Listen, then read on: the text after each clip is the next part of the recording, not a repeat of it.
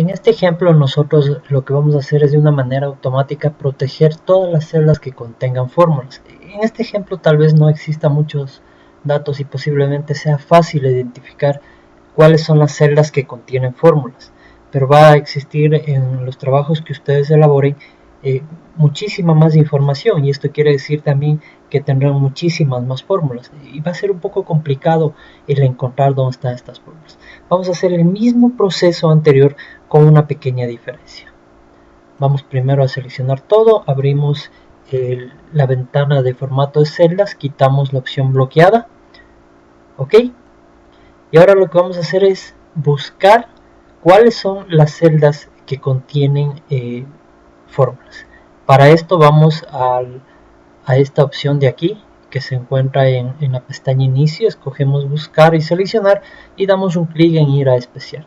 Se nos abre esta ventana y lo que a nosotros nos interesa en este caso es buscar o ir a especial a las células con fórmulas de esta manera. Aceptamos y podemos verificar que automáticamente se ha pintado todas las celdas que contienen fórmulas de alguna u otra manera. Abrimos nuevamente la ventana de formato de celdas y bloqueamos. Este es el paso distinto al anterior. Aceptamos, listo, y nos vamos a revisar y proteger hoja.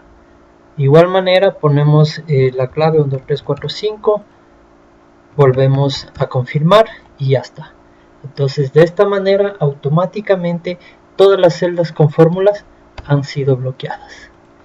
Es una forma muy fácil de encontrar toda esta situación que nosotros queremos a veces hacerlo de manera automática. Muchas veces se nos ha pedido bloquear ciertas celdas y buscar de esta manera es un poco complicado. En este ejemplo en particular hemos buscado solamente las celdas que contienen fórmulas de Excel.